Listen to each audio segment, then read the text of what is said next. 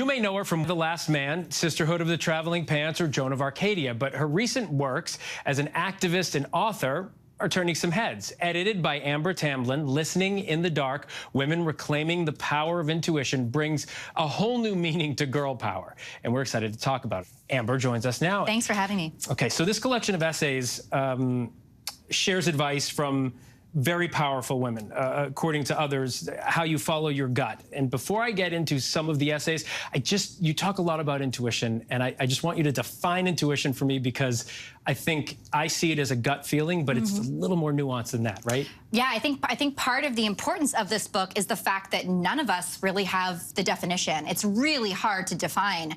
So for me, in the research and exploration of figuring out what exactly that means and exploring the topic, I really describe it as sort of this connection between your physical body and your rational mind. So intuitive intelligence is the connection of those two things. And instead of how we are, traditionally used to being sort of in competition with our rational mind and fighting those two things. The world is still reacting, of course, to the overturning of Roe v. Wade, and we have an election coming up where it's on the ballot for a lot of folks in this country. Why do you think it was necessary? Why did you feel it was necessary to create a record of sorts of these testimonies? I could have never imagined that this book was going to come out right after the overturning of Roe v. Wade, during a time in a world where we are living, where women in Iran are being attacked and killed for speaking their basic human rights and talking about what they want for their own bodily autonomy. Same thing here in the States, where our highest government is telling us, we don't know what's right for our bodies. Trans people don't know what's right for their bodies. So we're in this huge, huge existential conversation about the physical self.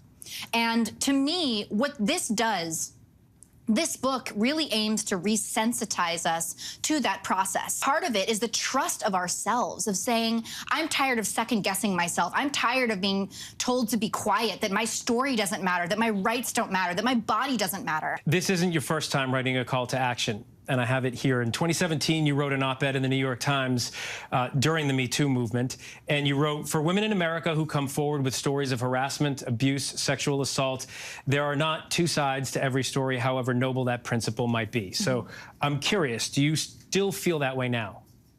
I do still feel that way. I still think we have a long way to go. And by the way, when we're talking about like intuitive intelligence and the zeitgeist, that article is a great example, because that actually came out just before the Me Too movement had happened. It came out just before Jodi Kantor's reporting in the New York Times on Harvey Weinstein. It was a collective intuitive uprising. Women all over the world were feeling this way, were sensing that they needed to speak about their stories and about injustices that were happening in the workplace and in their personal lives.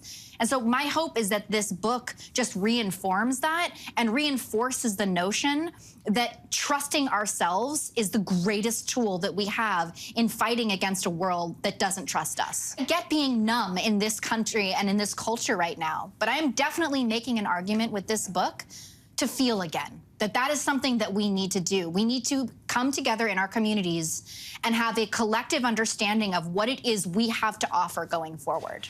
Okay, I have one last question, because I was going to talk to you about a couple of other things, but I think this is really important. We saw rage in women with the Roe decision, but it wasn't just women. There are men all across this country who are enraged by the decision as well, because we have daughters, as I do. I have a daughter, I have a wife, I have a mother, I have women in my life that I love. And you also have sons. Sons will also be affected by this. I also have a son. Our young boys are going to be affected by this. Exactly, and I'm raising him in a different way now than they raised boys 30 years ago, all because of this. So tell me how men can support women in helping them listen to their intuition. Well, I think I'm glad you asked me this question, because just, the book, the title is Reclaiming the Power of Intuition, which is supposed to be for women, but all of these essays are not just, they're by women, but they're not necessarily for women alone. These are stories that are aiming to help us get more connected with our bodies and frankly, to stop seeing the feminine as the enemy. Stop seeing our softness, the qualities, the parts of us that are nonviolent, the parts of us that are in deep tune with nature, with the natural world. It's not a weakness, but that is, you know, I get tired of using the word patriarchy, but in a patriarchal world, that is what we are told should be our dominant presence. And to me, intuition, the thing that we feel, the voice inside that is leading us towards something we never knew we wanted or deserved, but that we do, is a huge part of this missing puzzle. It's so wonderful to have you here to talk through this. I really do appreciate it. Amber, thank you so much. You can purchase Listening in the Dark wherever books are sold. Hi everyone, George Stephanopoulos here. Thanks for checking out the ABC News YouTube channel. If you'd like to get more videos, show highlights, and watch live event coverage, click on the right over here to subscribe to our channel, and don't forget to download the ABC News app for breaking news alerts. Thanks for watching.